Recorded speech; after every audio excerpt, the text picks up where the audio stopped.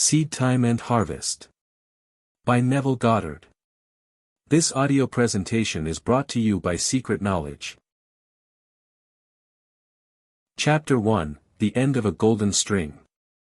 I give you the end of a golden string, only wind it into a ball, it will lead you in at heaven's gate, built in Jerusalem's wall. William Blake. In the following essays I have tried to indicate certain ways of approach to the understanding of the Bible and the realization of your dreams. That ye be not slothful, but followers of them who through faith and patience inherit the promises. Hebrews 6 verse 12. Many who enjoy the old familiar verses of Scripture are discouraged when they themselves try to read the Bible as they would any other book because, quite excusably, they do not understand that the Bible is written in the language of symbolism. Not knowing that all of its characters are personifications of the laws and functions of mind, that the Bible is psychology rather than history, they puzzle their brains over it for a while and then give up.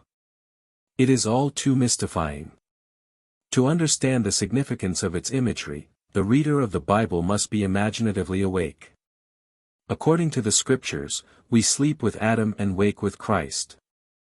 That is, we sleep collectively and wake individually. And the Lord God caused a deep sleep to fall upon Adam, and he slept. Genesis 2 verse 21. If Adam, or generic man, is in a deep sleep, then his experiences as recorded in the Scriptures must be a dream. Only he who is awake can tell his dream, and only he would understand the symbolism of dreams can interpret the dream. And they said one to another, Did not our heart burn within us, while he talked with us by the way, and while he opened to us the Scriptures? Luke 24 verse 32. The Bible is a revelation of the laws and functions of mind expressed in the language of that twilight realm into which we go when we sleep. Because the symbolical language of this twilight realm is much the same for all men, the recent explorers of this realm, human imagination, call it the collective unconscious. The purpose of this book, however, is not to give you a complete definition of biblical symbols or exhaustive interpretations of its stories. All I hope to have done is to have indicated the way in which you are most likely to succeed in realizing your desires. What things soever ye desire, can be obtained only through the conscious, voluntary exercise of imagination in direct obedience to the laws of mind. Somewhere within this realm of imagination there is a mood, a feeling of the wish fulfilled which, if appropriated, means success to you. This realm, this Eden, your imagination, is vaster than you know and repays exploration. I give you the end of a golden string, you must wind it into a ball. Chapter 2, The Four Mighty Ones. And a river went out of Eden to water the garden, and from thence it was parted, and became into four heads. Genesis 2 verse 10. And every one had four faces. Ezekiel 10 verse 14. I see four men loose, walking in the midst of the fire, and they have no hurt, and the form of the fourth is like the Son of God. Daniel 3 verse 25. For mighty ones are in every man. Blake. The for mighty ones constitute the selfhood of man, or God in man. There are for mighty ones in every man, but these for mighty ones are not four separate beings, separated one from the other as are the fingers of his hand. The for mighty ones are four different aspects of his mind, and differ from one another in function and character without being four separate selves inhabiting one man's body. The for mighty ones may be equated with the four Hebrew characters here, which form the four-lettered mystery name of the creative power from and combining within itself the past, present and future forms of the verb to be. The Tetragrammaton is revered as the symbol of the creative power in man. I am, the creative four functions in man reaching forth to realize in actual material phenomena qualities latent in itself. We can best understand the for mighty ones by comparing them to the four most important characters in the production of a play. All the world's a stage, and all the men and women merely players. They have their exits and their entrances, and one man in his time plays many parts, as you like it. Act 2, Scene 7. The producer, the author, the director and the actor are the four most important characters in the production of a play. In the drama of life, the producer's function is to suggest the theme of a play. This he does in the form of a wish, such as, I wish I were successful, I wish I could take a trip, I wish I were married, and so on. But to appear on the world stage, these general themes must somehow be specified and worked out in detail. It is not enough to say, I wish I were successful, that is too vague. Successful at what? However, the first, mighty one, only suggests a theme. The dramatization of the theme is left to the originality of the second, might one, the author. In dramatizing the theme, the author writes only the last scene of the play. But this scene he writes in detail. The scene must dramatize the wish fulfilled. He mentally constructs as lifelike a scene as possible of what he would experience had he realized his wish. When the scene is clearly visualized, the author's work is done. The third, mighty one, in the production of life's play is the director.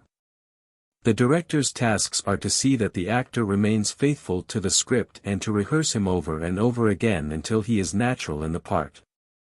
This function may be likened to a controlled and consciously directed attention, an attention focused exclusively on the action, which implies that the wish is already realized. The form of the fourth is like the Son of God, human imagination, the actor. This fourth, mighty one, performs within himself, in imagination, the predetermined action which implies the fulfillment of the wish. This function does not visualize or observe the action. This function actually enacts the drama, and does it over and over again until it takes on the tones of reality. Without the dramatized vision of fulfilled desire, the theme remains a mere theme and sleeps forever in the vast chambers of unborn themes.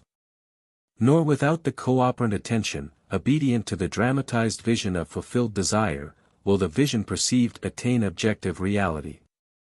The four mighty ones are the four quarters of the human soul. The first is Jehovah's King, who suggests the theme, the second is Jehovah's servant, who faithfully works out the theme in a dramatic vision, the third is Jehovah's man, who was attentive and obedient to the vision of fulfilled desire, who brings the wandering imagination back to the script 70 times 7. The form of the fourth is Jehovah himself, who enacts the dramatized theme on the stage of the mind. Let this mind be in you, which was also in Christ Jesus, who, being in the form of God, thought it not robbery to be equal with God. Philippians 2 verses 5 and 6. The drama of life is a joint effort of the four quarters of the human soul. All that you behold, though it appears without, it is within, in your imagination, of which this world of mortality is but a shadow. Blake.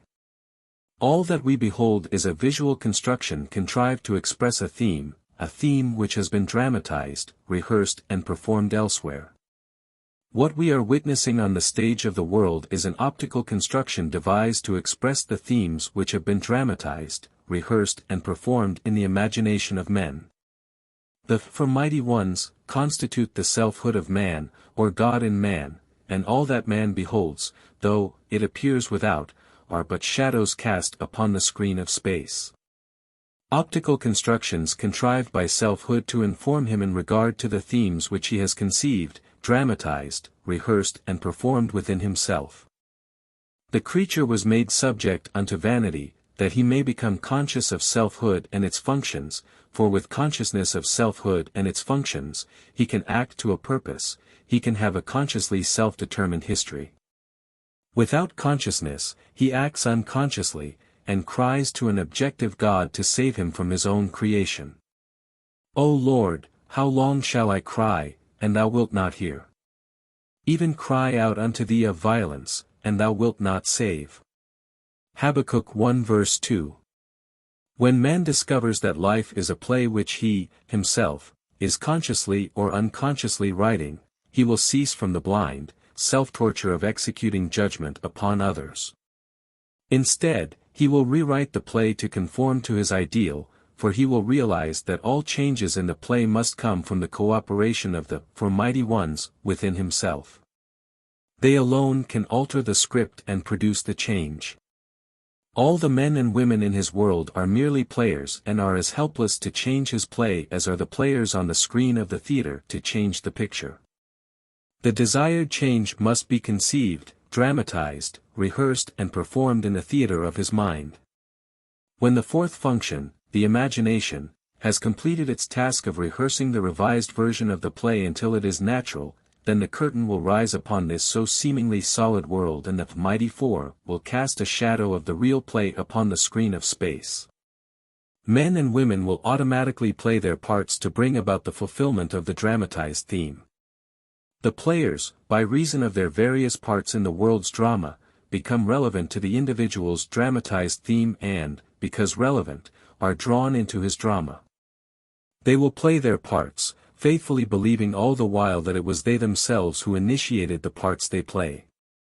This they do because Thou, Father, art in me, and I in thee, I in them, and thou in me. John 17:21, 23. I am involved in mankind. We are one. We are all playing the four parts of producer, author, director and actor in the drama of life. Some of us are doing it consciously, others unconsciously. It is necessary that we do it consciously. Only in this way can we be certain of a perfect ending to our play. Then we shall understand why we must become conscious of the four functions of the one God within ourselves that may have the companionship of God as his sons. Man should not stay a man, his aim should higher be. For God will only gods accept his company. Angelus Silesius. In January of 1946, I took my wife and little daughter to Barbados in the British West Indies for a holiday. Not knowing there were any difficulties in getting a return passage, I had not booked ours before leaving New York.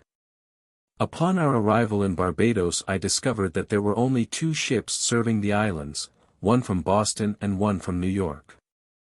I was told there was no available space on either ship before September. As I had commitments in New York for the first week in May, I put my name on the long waiting list for the April sailing. A few days later, the ship from New York was anchored in the harbor. I observed it very carefully, and decided that this was the ship we should take. I returned to my hotel and determined on an inner action that would be mine were we actually sailing on that ship. I settled down in an easy chair in my bedroom, to lose myself in this imaginative action. In Barbados, we take a motor launch or row boat out into the deep harbor when we embark on a large steamer. I knew I must catch the feeling that we were sailing on that ship. I chose the inner action of stepping from the tender and climbing up the gangplank of the steamer. The first time I tried, my attention wandered after I had reached the top of the gangplank. I brought myself back down, and tried again and again. I do not recall how many times I carried out this action in my imagination until I reached the deck and looked back at the port with the feeling of sweet sadness at departing. I was happy to be returning to my home in New York, but nostalgic in saying goodbye to the lovely island and our family and friends. I do recall that in one of my many attempts at walking up the gangplank in the feeling that I was sailing, I fell asleep. After I awoke, I went about the usual social activities of the day and evening.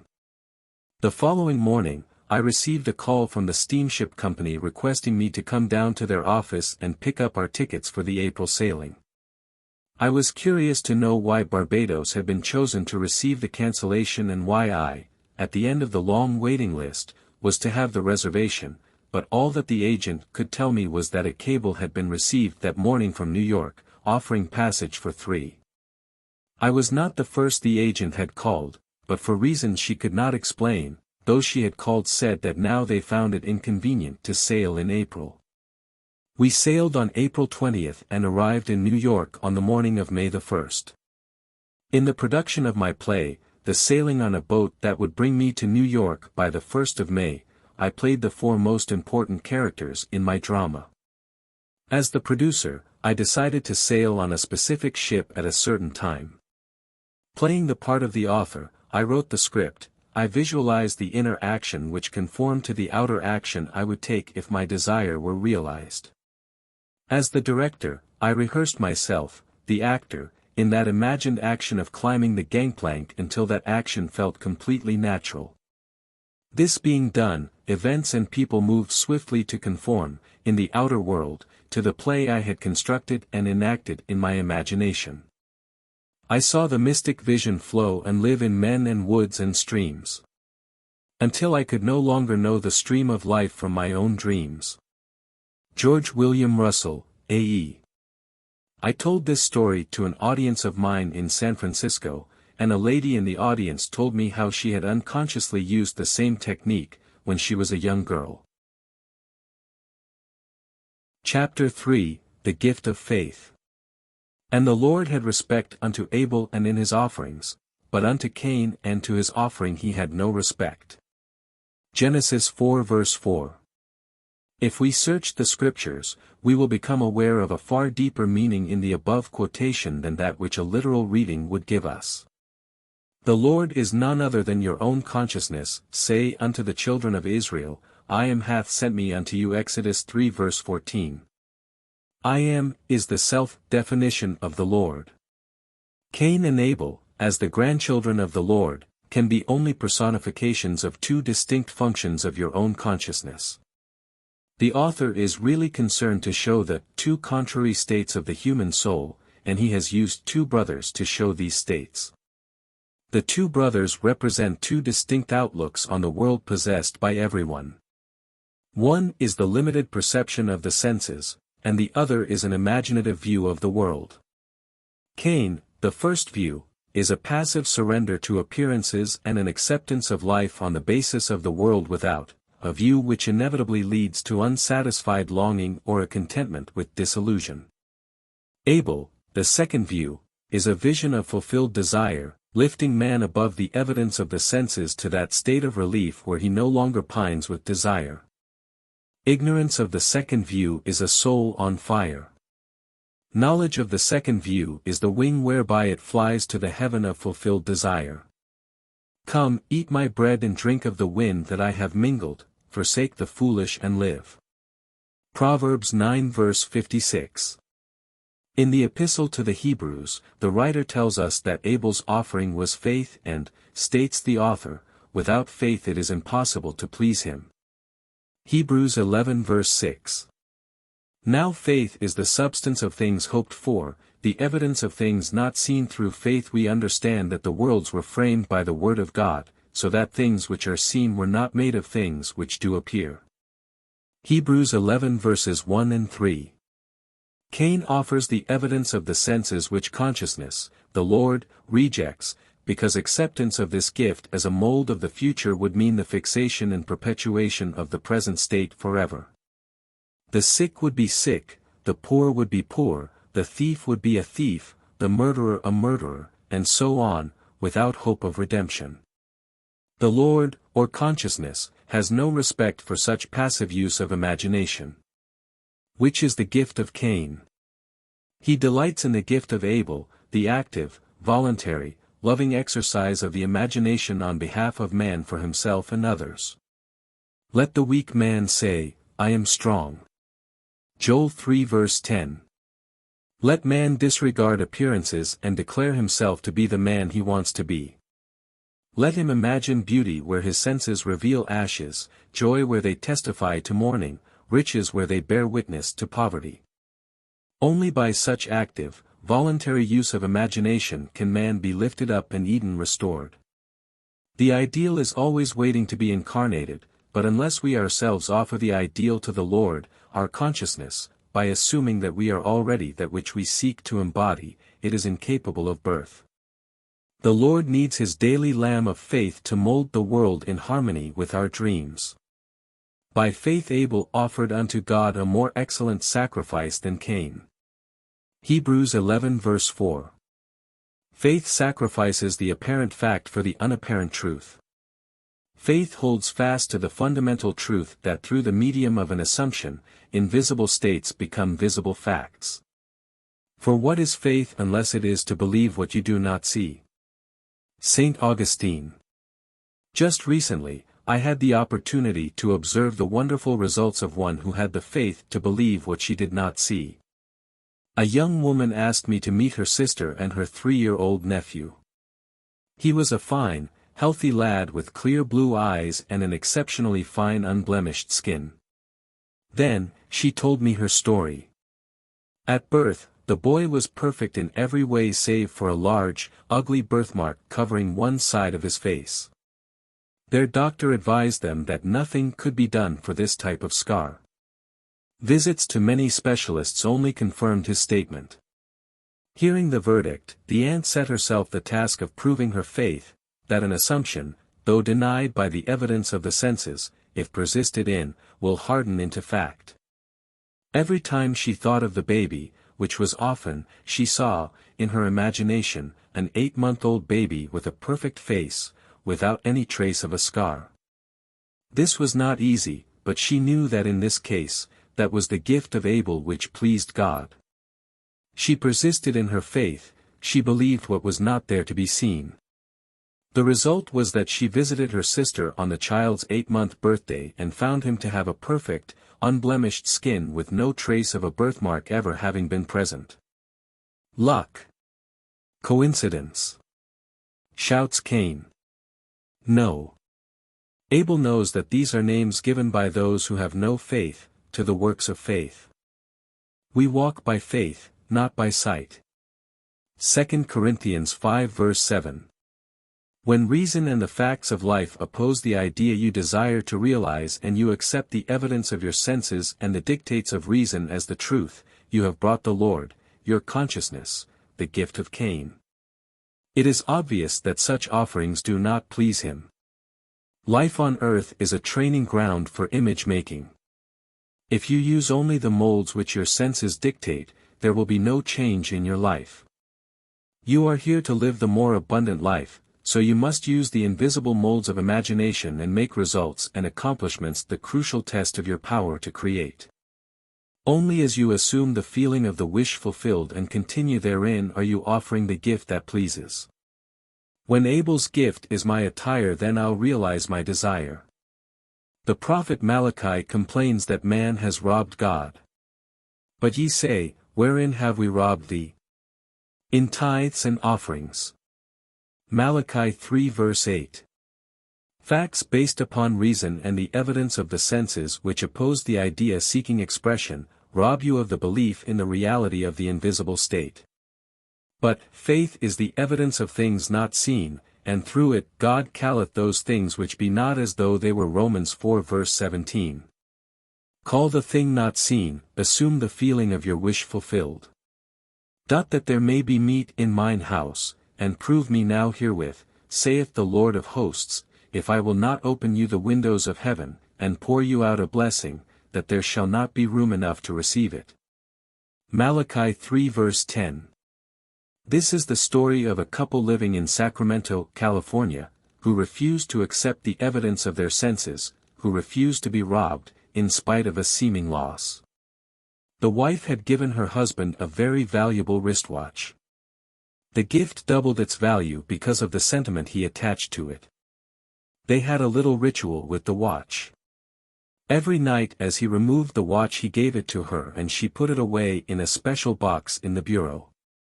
Every morning she took the watch and gave it to him to put on. One morning the watch was missing. They both remembered playing their usual parts the night before, therefore the watch was not lost or misplaced, but stolen. Then and there, they determined not to accept the fact that it was really gone. They said to each other, this is an opportunity to practice what we believe. They decided that, in their imagination, they would enact their customary ritual as though the watch were actually there. In his imagination, every night the husband took off the watch and gave it to his wife, while in her imagination she accepted the watch and carefully put it away. Every morning she removed the watch from its box and gave it to her husband and he, in turn, put it on. This they did faithfully for 2 weeks. After their 14-day vigil, a man went into the one and only jewelry store in Sacramento where the watch would be recognized. As he offered a gem for appraisal, the owner of the store noticed the wristwatch he was wearing.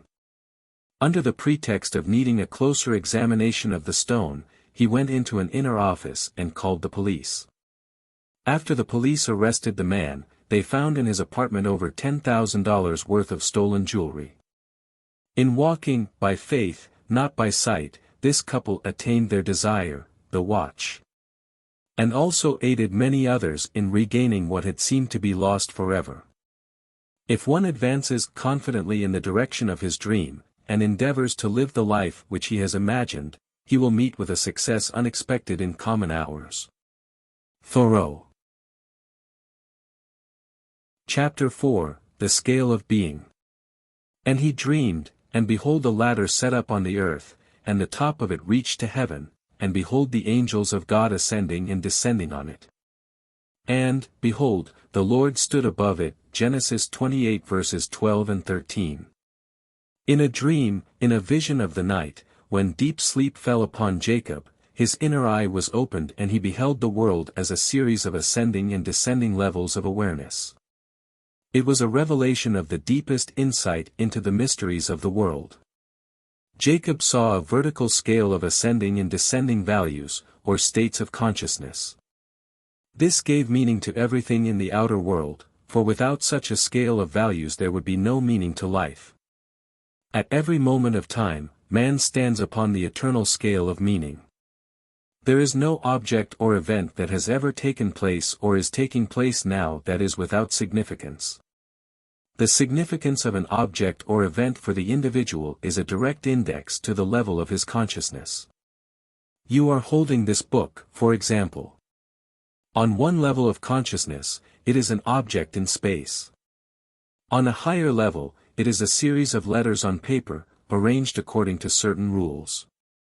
On a still higher level, it is an expression of meaning. Looking outwardly, you see the book first, but actually, the meaning comes first. It occupies a higher grade of significance than the letter arrangement on paper or the book as an object in space. Meaning determined the arrangement of letters, the arrangement of letters only expresses the meaning. The meaning is invisible and above the level of the visible arrangement of letters. If there had been on meaning to be expressed, no book would have been written and published. And, behold, the Lord stood above it. The Lord and meaning are one, the Creator, the cause of the phenomena of life. In the beginning was the Word, and the Word was with God, and the Word was God. John 1 verse 1. In the beginning was the intention, the meaning, and the intention was with the intender, and the intention was the intender. The objects and events in time and space occupy a lower level of significance than the level of meaning which produced them. All things were made by meaning, and without meaning was not anything made that was made. The fact that everything seen can be regarded as the effect, on a lower level of significance, of an unseen higher order of significance is a very important one to grasp. Our usual mode of procedure is to attempt to explain the higher levels of significance, why things happen, in terms of the lower, what and how things happen. For example, let us take an actual accident and try to explain it. Most of us live on the level of what happened. The accident was an event in space, one automobile struck another and practically demolished it. Some of us live on the higher level of how the accident happened. It was a rainy night, the roads were slippery and the second car skidded into the first. On rare occasions, a few of us reach the highest or causal level of why such an accident occurs. Then we become aware of the invisible, the state of consciousness which produced the visible event. In this case, the ruined car was driven by a widow, who, though she felt she could not afford to, greatly desired to change her environment. Having heard that, by the proper use of her imagination, she could do and be all she wished to be, this widow had been imagining herself actually living in the city of her desire. At the same time, she was living in a consciousness of loss, both personal and financial. Therefore, she brought upon herself an event which was seemingly an utter loss, but the sum of money the insurance company paid her allowed her to make the desired change in her life. When we see the why behind the seeming accident, the state of consciousness that produced the accident, we are led to the conclusion that there is no accident. Everything in life has its invisible meaning. The man who learns of an accident, the man who knows how it happened, and the man who knows why it happened are on three different levels of awareness in regard to that accident. On the ascending scale, each higher level carries us a step in advance towards the truth of the accident. We should strive constantly to lift ourselves to the higher level of meaning, the meaning that is always invisible and above the physical event. But remember, the meaning or cause of the phenomena of life can be found only within the consciousness of man. Man is so engrossed in the visible side of the drama of life, the side of what has happened, and how it happened, that he rarely rises to the invisible side of why it happened. He refuses to accept the prophet's warning that things which are seen were not made of things that do appear. Hebrews 11 verse 3. His descriptions of what has happened and how it happened are true in terms of his corresponding level of thought, but when he asks why it happened, all physical explanations break down and he is forced to seek the why, or meaning of it, on the invisible and higher level. The mechanical analysis of events deals only with external relationships of things. Such a course will never reach the level which holds the secret of why the events happen. Man must recognize that the lower and visible sides flow from the invisible and higher level of meaning. Intuition is needed to lift us up to the level of meaning, to the level of why things happen. Let us follow the advice of the Hebrew prophet of old and lift up our eyes unto the hills, within ourselves and observe what is taking place there. See what ideas we have accepted as true, what states we have consented to, what dreams, what desires, and, above all, what intentions. It is from these hills that all things come to reveal our stature, our height, on the vertical scale of meaning. If we lift our eyes to the thee in me who works behind the veil, we will see the meaning of the phenomena of life. Events appear on the screen of space to express the different levels of consciousness of man. A change in the level of his consciousness automatically results in a change of the phenomena of his life. To attempt to change conditions before he changes the level of consciousness from whence they came, is to struggle in vain. Man redeems the world as he ascends the vertical scale of meaning. We saw, in the analogy of the book, that as consciousness was lifted up to the level where man could see meaning expressed in the arrangement of its letters, it also included the knowledge that the letters were arranged according to certain rules, and that such arrangements, when printed on paper and bound together, formed a book. What is true of the book is true of every event in the world. They shall not hurt or destroy in all my holy mountain, for the earth shall be full of the knowledge of the Lord, as the waters cover the sea. Isaiah 11 verse 9. Nothing is to be discarded, all is to be redeemed. Our lives, ascending the vertical scale of meaning towards an ever-increasing awareness, an awareness of things of higher significance, are the process whereby this redemption is brought to pass. As man arranges letters into words, and words into sentences to express meaning, in like manner, life arranges circumstances, conditions and events to express the unseen meanings or attitudes of men. Nothing is without significance. But man, not knowing the higher level of inner meaning, looks out upon a moving panorama of events and sees no meaning to life. There is always a level of meaning determining events and their essential relationship to our lives. Here is a story that will enable us to seize the good in things seeming evil, to withhold judgment, and to act aright amid unsolved problems. Just a few years ago, our country was shocked by a seeming injustice in our midst. The story was told on radio and television, as well as in the newspapers. You may recall the incident. The body of a young American soldier killed in Korea was returned to his home for burial. Just before the service, his wife was asked a routine question: was her husband a Caucasian? When she replied that he was an Indian, burial was refused. This refusal was in accordance with the laws of that community, but it aroused the entire nation. We felt incensed that anyone who had been killed in the service of his country should be denied burial anywhere in his country. The story reached the attention of the President of the United States, and he offered burial with full military honors in Arlington National Cemetery. After the service, the wife told reporters that her husband had always dreamed of dying a hero and having a hero's burial service with full military honors. When, we in America, had to explain why progressive, intelligent people like ourselves, not only enacted but supported such laws in our great land of the free and the brave, we were hard put for an explanation. We, as observers, had seen only what happened, and how it happened. We failed to see why it happened. That burial had to be refused if that lad was to realize his dream. We tried to explain the drama in terms of the lower level of how it happened, which explanation could not satisfy the one who had asked why it happened. The true answer, viewed from the level of higher meaning, would be such a reversal of our common habits of thinking that it would be instantly rejected. The truth is that future states are causative of present facts. The Indian boy dreaming of a hero's death, with full military honors, was like Lady Macbeth transported beyond this ignorant present, and could feel now the future in the instant. And by it he being dead yet speaketh. Hebrews 11 verse 4. Chapter 5, The Game of Life.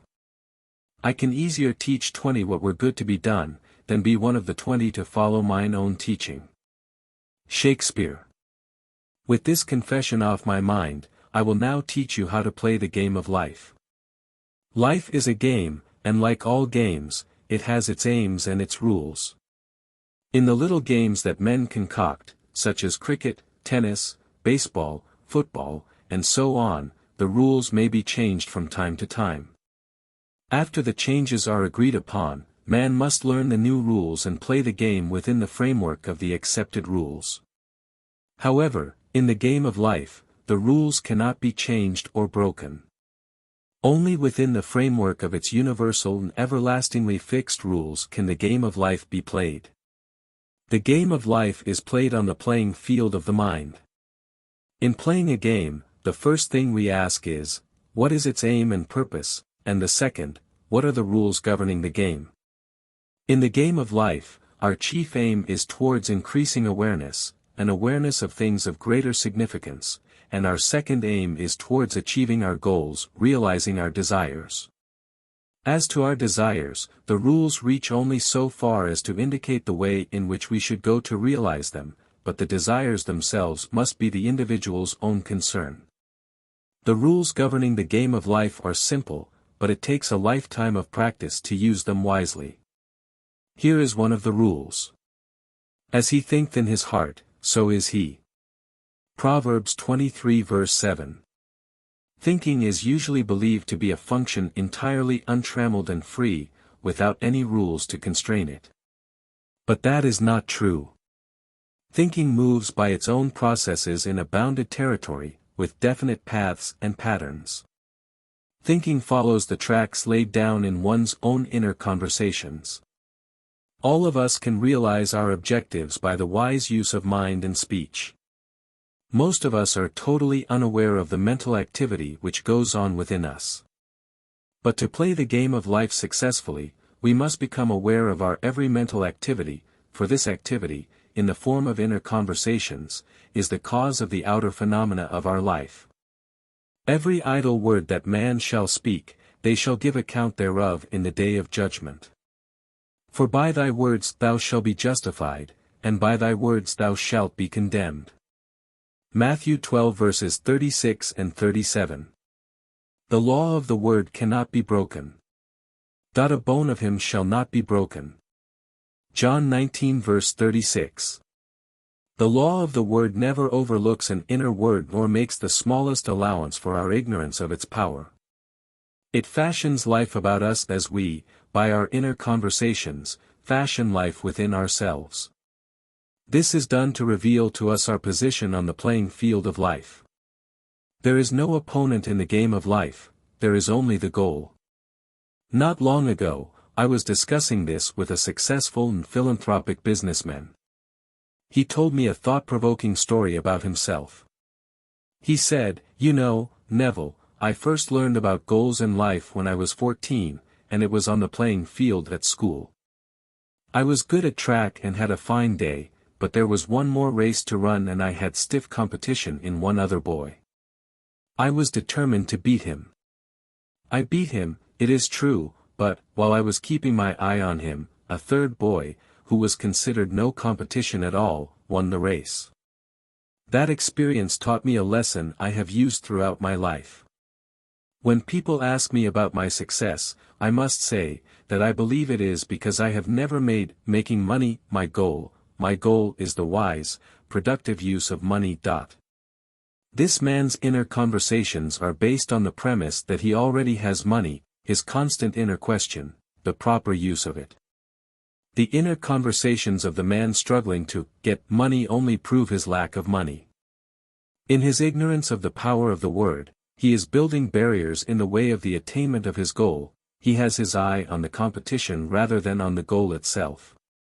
The fault, dear Brutus, is not in our stars, but in ourselves, that we are underlings. Julius Caesar, Act 1, Scene 2.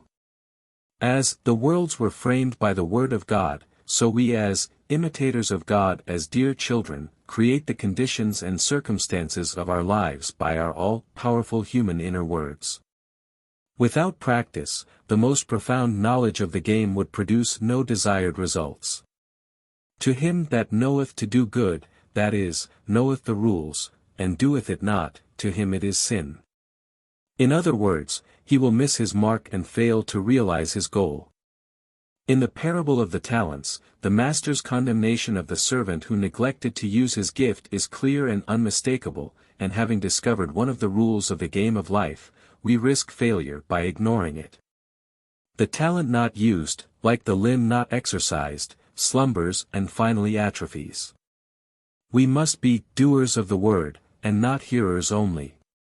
Since thinking follows the tracks laid down in one's own inner conversations, not only can we see where we are going on the playing field of life by observing our inner conversations, but also, we can determine where we will go by controlling and directing our inner talking. What would you think and say and do were you already the one you want to be? Begin to think and say and do this inwardly. You are told that, there is a rod in heaven that revealeth secrets, and you must always remember that heaven is within you, and to make it crystal clear who God is, where he is, and what his secrets are, Daniel continues, thy dream, and the visions of thy head are these. They reveal the tracks to which you are tied and point the direction in which you are going. This is what one woman did to turn the tracks to which she had been unhappily tied in the direction in which she wanted to go. For 2 years, she had kept herself estranged from the 3 people she loved most. She had had a quarrel with her daughter-in-law, who ordered her from her home. For those 2 years, she had not seen or heard from her son, her daughter-in-law, or her grandson, though she had sent her grandson numerous gifts in the meantime. Every time she thought of her family, which was daily, she carried on a mental conversation with her daughter-in-law, blaming her for the quarrel and accusing her of being selfish. Upon hearing a lecture of mine one night, it was this very lecture on the game of life and how to play it, she suddenly realized she was the cause of the prolonged silence and that she, and she alone, must do something about it. Recognizing that her goal was to have the former loving relationship, she set herself the task of completely changing her inner talking. That very night, in her imagination, she constructed 2 loving, tender letters written to her, one from her daughter-in-law and the other from her grandson. In her imagination, she read them over and over again until she fell asleep in the joyful mood of having received the letters. She repeated this imaginary act each night for 8 nights. On the morning of the 9th day, she received one envelope containing 2 letters, one from her daughter-in-law, one from her grandson. They were loving, tender letters inviting her to visit them, almost replicas of those she had constructed mentally. By using her imagination consciously and lovingly, she had turned the tracks to which she was tied, in the direction she wanted to go, towards a happy family reunion. A change of attitude is a change of position on the playing field of life. The game of life is not being played out there in what is called space and time. The real moves in the game of life take place within, on the playing field of the mind.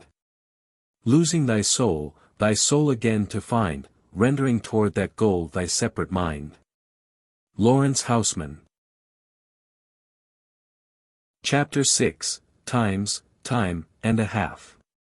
And one said to the man clothed in linen, which was upon the waters of the river, How long shall it be to the end of these wonders?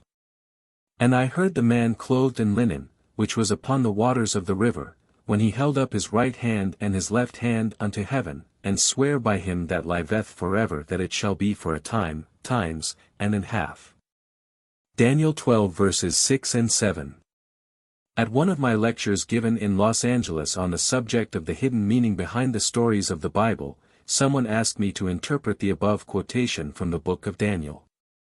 After I confessed I did not know the meaning of that particular passage, a lady in the audience said to herself, if the mind behaves according to the assumption with which it starts, then I will find the true answer to that question and tell it to Neville. And this is what she told me.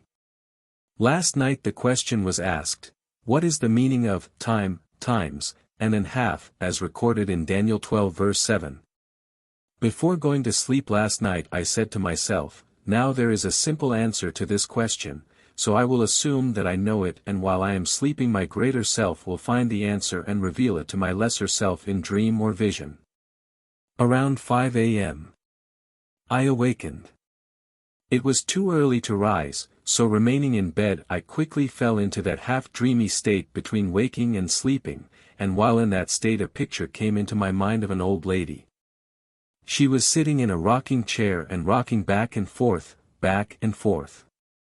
Then a voice which sounded like your voice said to me, do it over and over and over again until it takes on the tones of reality.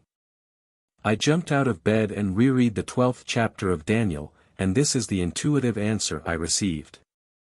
Taking the 6th and 7th verses, for they constituted last night's question, I felt that if the garments with which biblical characters are clothed correspond to their level of consciousness, as you teach, then linen must represent a very high level of consciousness indeed, for the man clothed in linen was standing upon the waters of the river, and if, as you teach, water symbolizes a high level of psychological truth, then the individual who could walk upon it must truly represent an exalted state of consciousness. I therefore felt that what he had to say must indeed be very significant. Now the question asked of him was, how long shall it be to the end of these wonders? And his answer was, a time, times, and an half.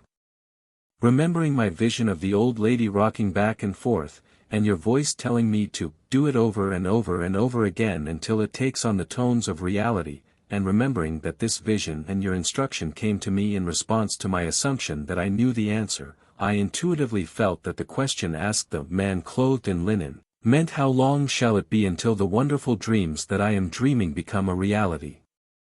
And his answer is, do it over and over and over again until it takes on the tones of reality.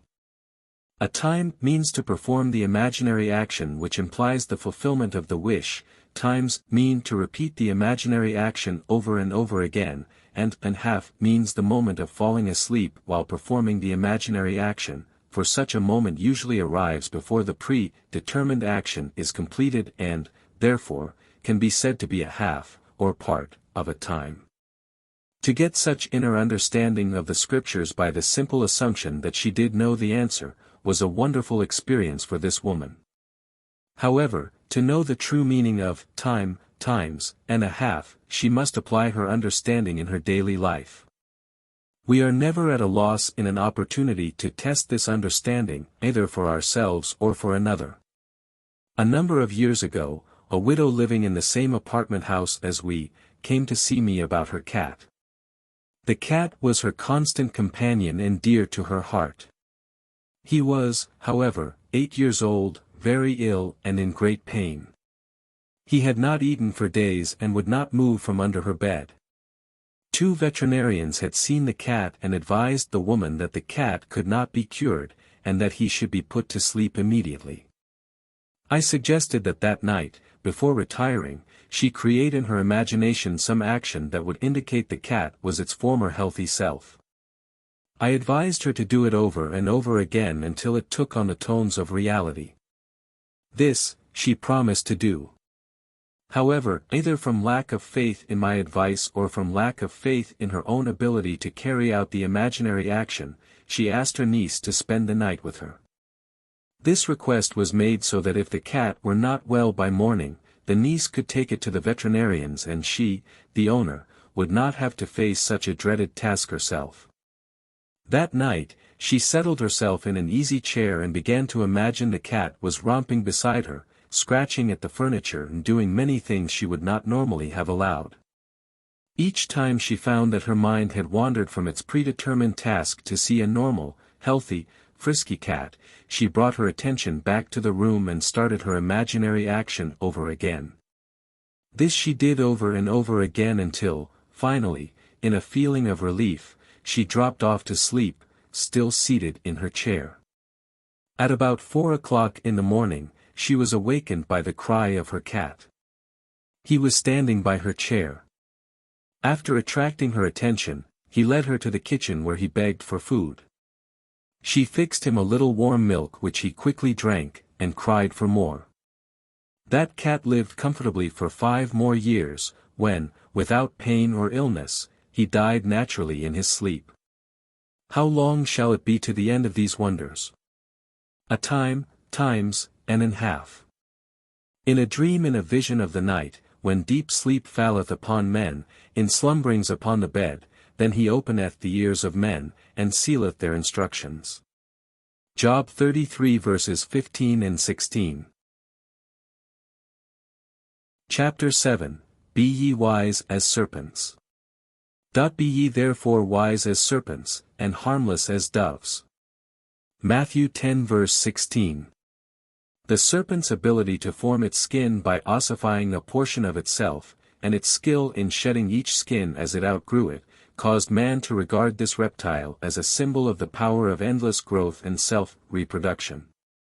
Man is told, therefore, to be wise as the serpent and learn how to shed his skin, his environment, which is his solidified self. Man must learn how to loose him and let him go, how to put off the old man. How to die to the old and yet know, like the serpent, that he shall not surely die.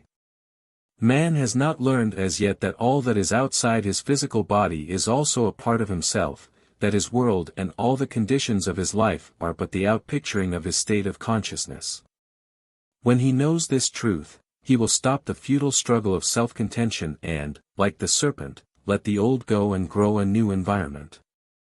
Man is immortal, therefore, he must die endlessly. For life is a creative idea, it can only find itself in changing forms. Tagore. In ancient times, serpents were also associated with the guardianship of treasure or wealth.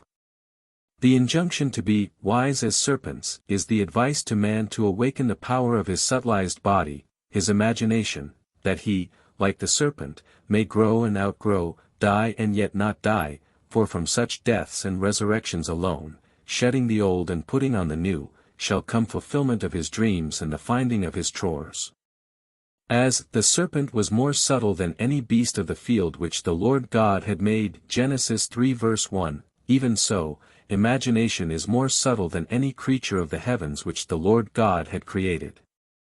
Imagination is the creature that was made subject to vanity, not willingly, but by reason of him who hath subjected the same in hope. For we are saved by hope, but hope that is seen is not hope, for what a man seeth, why doth he yet hope for it? But if we hope for that we see not, then do we have patience wait for it. Romans 8 verses 20 and 24, 25. Although the outer, or natural, man of the senses is interlocked with his environment, the inner, or spiritual, man of imagination is not thus interlocked. If the interlocking were complete, the charge to be wise as serpents would be in vain. Were we completely interlocked with our environment, we could not withdraw our attention from the evidence of the senses and feel ourselves into the situation of our fulfilled desire, in hope that that unseen state would solidify as our new environment. But there is a natural body, and there is a spiritual body. 1 Corinthians 15 verse 44. The spiritual body of imagination is not interlocked with man's environment. The spiritual body can withdraw from the outer man of sense and environment and imagine itself to be what it wants to be.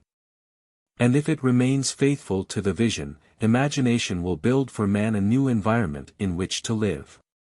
This is what is meant by the statement that I go to prepare a place for you. And if I go and prepare a place for you, I will come again, and receive you unto myself, that where I am, there ye may be also. John 14 verses 2 and 3. The place that is prepared for you need not be a place in space. It can be health, wealth, companionship, anything that you desire in this world. Now, how is the place prepared? You must first construct as lifelike a representation as possible of what you would see and hear and do if you were physically present and physically moving about in that place.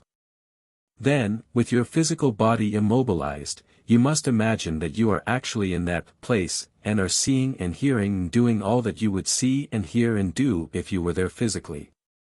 This you must do over and over again until it takes on the tones of reality. When it feels natural, the place has been prepared as the new environment for your outer or physical self. Now you may open your physical eyes and return to your former state. The place is prepared, and where you have been in imagination, there you shall be in the body also. How this imagined state is realized physically is not the concern of you, the natural or outer man. The spiritual body, on its return from the imagined state to its former physical state, created an invisible bridge of incident to link the two states.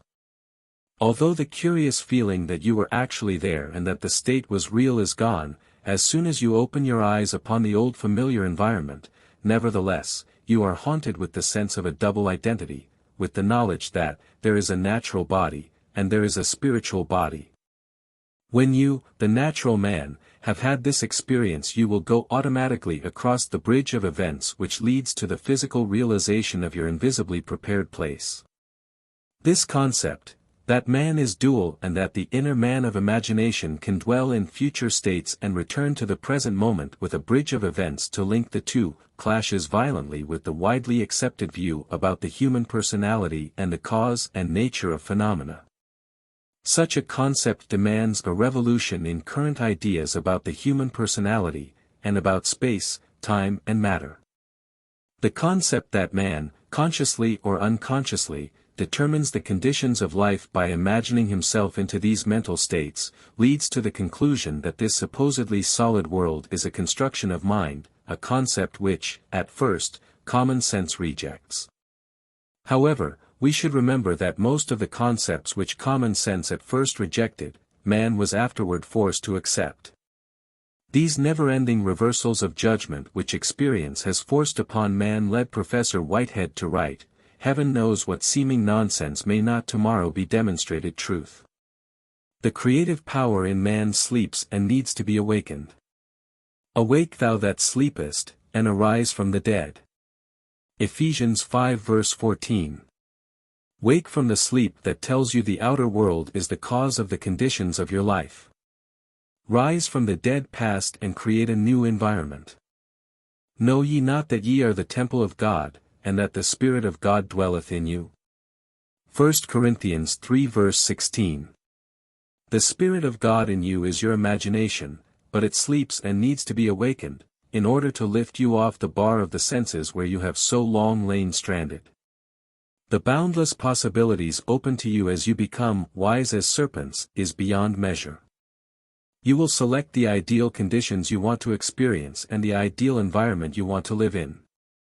Experiencing these states in imagination until they have sensory vividness, you will externalize them as surely as the serpent now externalizes its skin. After you have outgrown them, then, you will cast them off as easily as the snake throws her enameled skin. The more abundant life, the whole purpose of creation, cannot be saved through death and resurrection. God desired form, so he became man, and it is not enough for us to recognize his spirit at work in creation, we must see his work in form and say that it is good, even though we outgrow the form, forever and ever. He leads through widening chambers of delight to where throbs rapture near an end that recedes, because his touch is infinite and lends a yonder to all ends.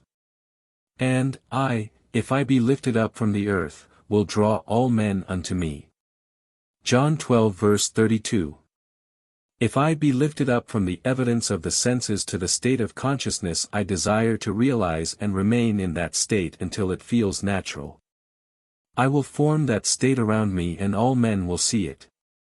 But how to persuade man this is true, that imaginative life is the only living, that assuming the feeling of the wish fulfilled is the way to the more abundant life and not the compensation of the escapist, that is the problem. To see as, though widening chambers of delight, what living in the realms of imagination means, to appreciate and enjoy the world, one must live imaginatively, one must dream and occupy his dream, then grow and outgrow the dream, forever and ever. The unimaginative man, who will not lose his life on one level that he may find it on a higher level, is nothing but a Lot's wife, a pillar of self-satisfied salt.